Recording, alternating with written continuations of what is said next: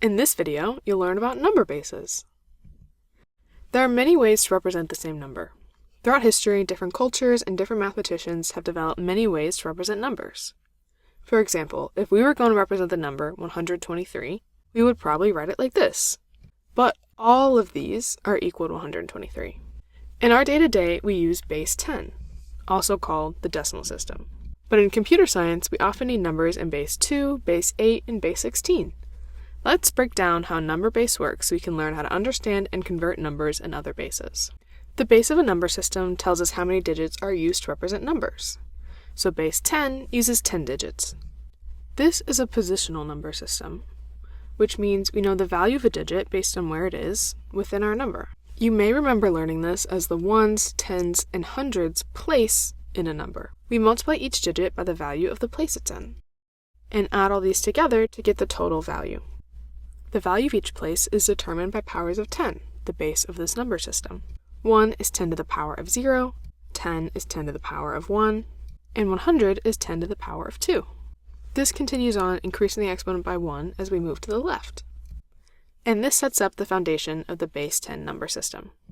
Now let's look at how this changes for number systems with a different base. Base 2, commonly called binary, uses 2 digits, 0 and 1, to represent numbers. Binary is everywhere in computer science. Binary is the language of computers. The code you write gets turned into binary ones and zeros. Internet traffic is all binary ones and zeros. Understanding binary is really important when studying computer science. This is the number 123 written in binary. The prefix 0b is used to denote binary numbers. Or you'll see numbers written with a subscript to denote the base.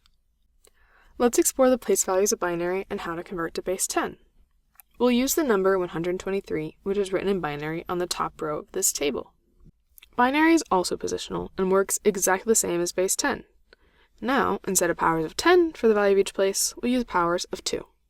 Starting from the right, 2 to the 0th power is 1, 2 to the 1st power is 2, 2 to the 2nd power is 4, 2 to the 3rd power is 8, 2 to the 4th power is 16, 2 to the 5th power is 32, and 2 to the 6th is 64. The exponents continue to increase by 1 as we keep moving to the left, just like we saw with base 10. Now that we've seen how place values in binary work, let's convert this binary number to decimal. To calculate the total value of this binary number, we multiply each digit by its place value. Then add it all up. And we get the total decimal value, 123. Now that we've seen how to go from binary to decimal, let's convert from decimal to binary. We'll convert the decimal value of 13 to binary. When converting to binary, you start with the largest place value that is still smaller than the decimal being converted. For 13, that would be the 8th place, since the next place, 16, is greater than 13. Let's focus on the places we'll need for this conversion. Once we know where to start, we move from left to right, dividing our number by each place value to determine if there should be a 1 or a 0. Starting at the 8th place, 13 divided by 8 is 1 with a remainder of 5. So we put a 1 in this place, and we divide with our remainder moving forward. 5, our remainder, divided by our next place, 4, equals 1 remainder 1. So we put a 1 here. Moving to our next place, our remainder 1 divided by the place value 2 equals 0 remainder 1. So we put a 0 in this place. Dividing the remainder by the last place, we get 1 divided by 1, which equals 1 remainder 0. So we put a 1 in the ones place. If we've converted correctly, we should have no remainder at the end. We can check our work by multiplying each digit by its place value and adding them all up. 8 plus 4 plus 0 plus 1 equals 13, so we know we converted correctly. So we would write 13 in binary as 1, 1, 0, 1. The best way to get better at converting between number bases is practice. So here are some practice problems. Pause the video and try these for yourself.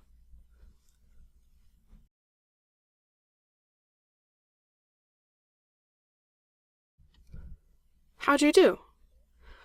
You'll have a lot more opportunities to practice on this lesson, so don't worry if you got something wrong.